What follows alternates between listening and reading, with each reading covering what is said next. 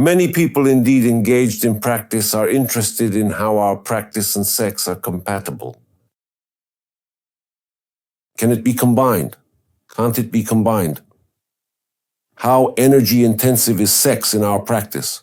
I decided to answer this, let's say, comprehensively, as much as I can.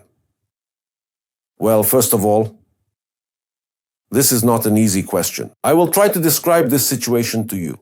For example, when a person tries to abstain from any sexual activity, practices, engages in asceticism, what actually happens? On one hand, he seems to accumulate some forces and energy in his body, in his being.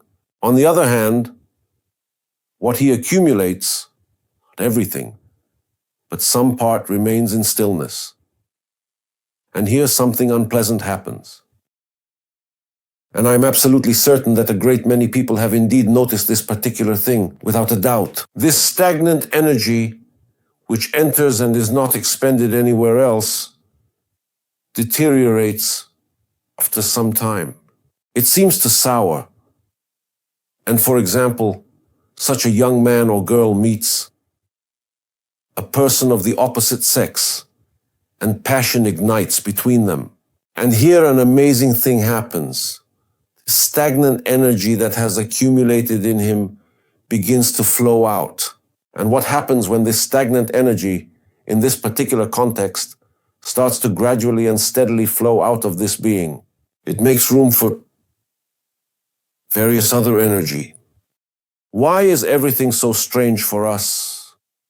When energy inside us has stagnated, accumulated, and is stuck, new, fresh energy cannot enter us. And if a person suddenly starts to expend this energy, even while having great sex, this energy will flow out of him.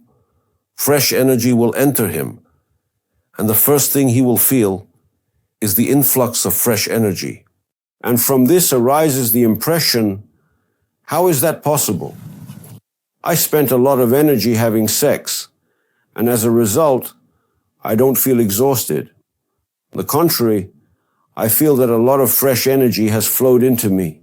This is essentially speaking what it's about, in essence, because we expelled the old, stale, and stagnant energy and allow the entrance of new, invigorating, and fresh energy into our lives.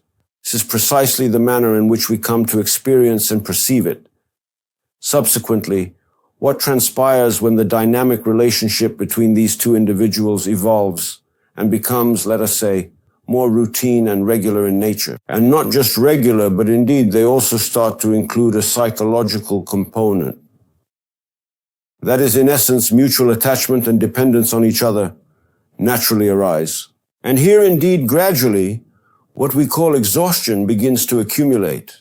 That is, initially, at first we receive fresh energy, but then we gradually notice that over time we start giving more and more energy, while moreover, receiving less and less significantly.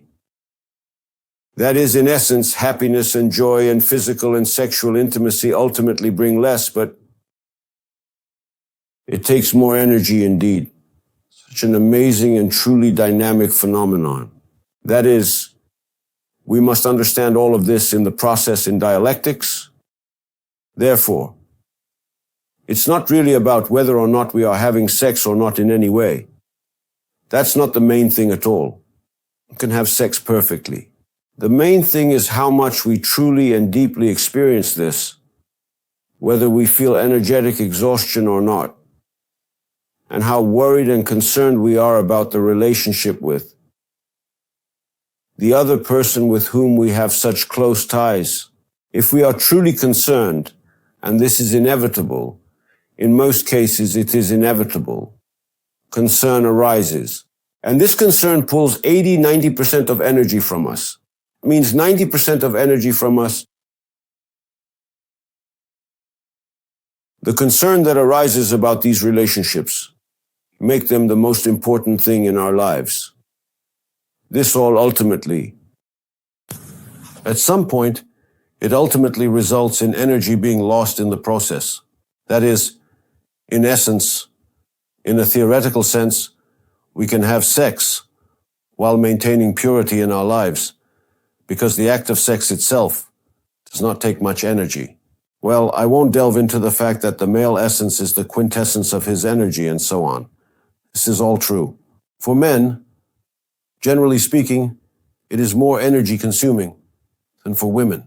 But still, even considering all these biophysical factors, we can still afford it. But no, that is not enough. Get involved in these complex relationships. We engage in relationships with a person of the opposite sex.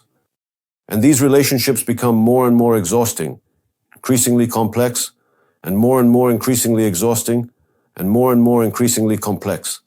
Either we must learn to behave in such a way that our relationships remain at a flawless level, or adhere to abstinence, that is, brahmacharya. It is up to each person to decide for themselves.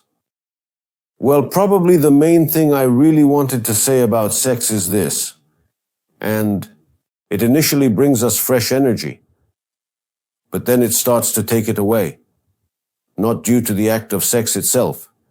Yes, you understood. But due to our psychological involvement, the involvement of our consciousness in this process of uniting two beings into one. Find a way to maintain your mindfulness and focus while making love. If you definitely achieve success, most of the energy will remain with you. The only advice that I can offer you, thank you for your attention.